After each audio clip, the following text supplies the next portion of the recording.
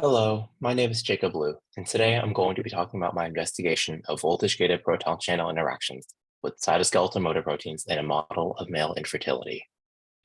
Spermatozoa or sperm are male reproductive cells which propel themselves by asymmetrically whipping their flagella. The cross-sectional model of the flagella shown here shows symmetrically localized calcium ion channels, known as Caspar, which activate flagellar motors for movement. Caspar are cyclically activated by an alkaline gradient produced by asymmetrically positioned proton channels, known as HV1, which extrude protons from the cell. Considering the dynamic fluid mosaic model of plasma membrane, the mechanism by which HV1 is asymmetrically anchored is unknown. However, evaluation of human testes protein libraries demonstrated potential interaction with HV1 with peptide fragments of dynein light chain TEC type 1 protein, abbreviated as DynLT1, which is a cellular cargo adapter for motor proteins. Additionally, recent fertility screenings have shown an absence of DynLT1 from infertile sperm flagella and relative abundance of it in fertile sperm. The aim of the study was to determine whether native state DynLT1 and HV1 proteins typically interact with each other. This is determined using co-immunoprecipitation of hemagglutinin HA-tagged HV1 and MYC-tagged DynLT1, directly pulled down by anti-HA or anti-MYC antibodies, respectively. If HV1 and DynLT1 interact in the native states and pull down with either antibody should bring along the other protein together as a pair. Western blot analysis will detect any protein interaction based on antibody staining relative to the respective epitope tag. By staining with the antibody opposite of pull down, this will allow visualization of protein interaction. For instance, anti-HA pull down with anti-MYC stain visualizes DynLT1 interaction with HV1. Meanwhile, anti-MYC pull down with anti-HA stain visualizes HV1 interaction with DynLT1. Human embryonic kidney cells are stably transfected with the shown lentiviral plasmid vectors to express the tag proteins of interest.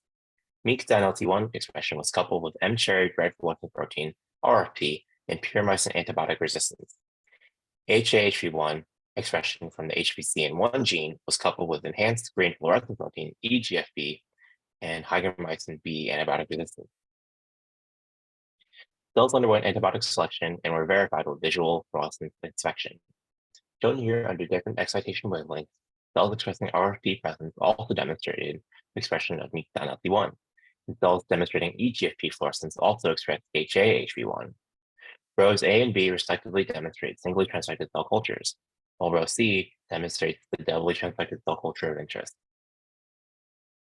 Experimental co-immunoprecipitation were performed in 2 iterations of anti-HA targeting HAHV1 and anti-MYC targeting MYC DynLT1.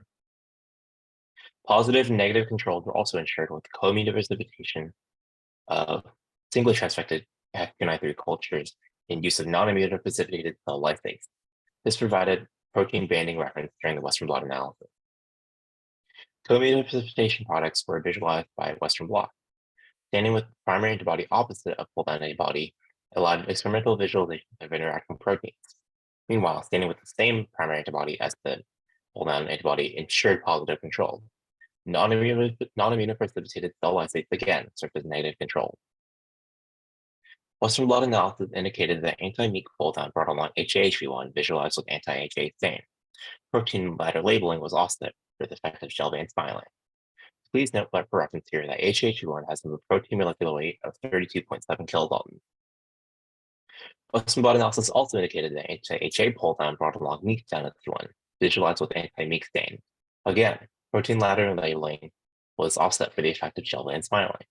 Please also note for reference here that MYC DynLT1 has a protein molecular weight of 15.2 kilodaltons. The Western blot analysis indicated that DynLT1 and HV1 associate and interact with each other.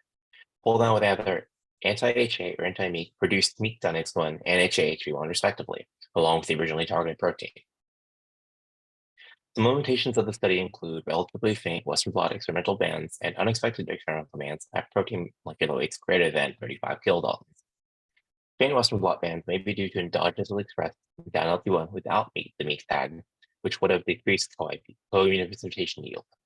Nonetheless, this limitation entails future protocol optimization with better lysate dilution schema to ensure similar exposure as experimental protein band. Furthermore, unexpected protein bands greater than 35 kilodaltons may be due to may be due to transmembrane protein thermal aggregation of hydrophobic domains during the heat denaturation prior to sodium didecyl sulfate polyacrylamide gel electrophoresis, also colloquially known as the protein gel. In conclusion, Western blot analysis demonstrated the presence of protein-protein interactions between HPV1 and DNLP1. As such, HPV1 and DNLP1 are positive to interact in their native protein states. However, additional experimental protocol optimization is required to ensure unequivocally veritable results. Further research entails studies on disease sperm to evaluate causal mutations in HPV1 and DNLP1 related to male infertility. Applications of this research include development of new male fertility treatments and pharmacological contraceptives disrupting sperm-specific HPV1 activity. Thank you for your time.